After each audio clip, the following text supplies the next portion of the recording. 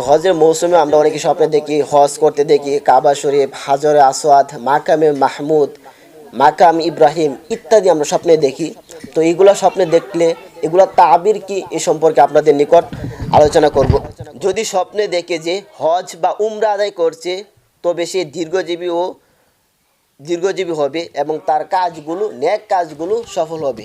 যদি কোনো ব্যক্তি স্বপ্নে বাইতুল্লাহ তাওয়াফ করতে দেখে, তবে সে কোনো ইমামের পক্ষ হতে কোনো সম্মানজনক কাজে দায়িত্বপ্রাপ্ত হবে। সুবহানাল্লাহ। হজ ফরজ, তবে সে হজ আদায় করছে না, তবে তার আমানতের খেয়ানত হবে। মহান আল্লাহ পাক রব্বুল আলামিনের নিয়ামত নষ্টকারী করার প্রতি ইঙ্গিত করে।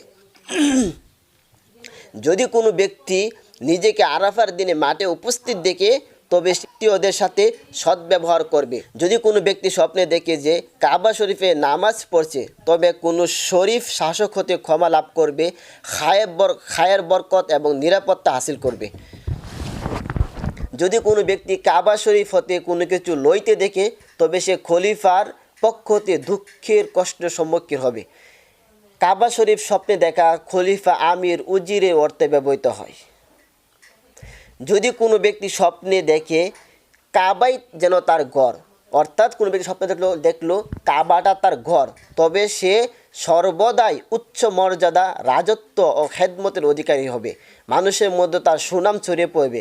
আর যদি কাবার অবস্থা রদ্দি, নিম্নমানের আকৃতি বিশিষ্ট দেখে, তবে তার জন্য কোনো খায়ের মঙ্গল নিহিত থাকবে না।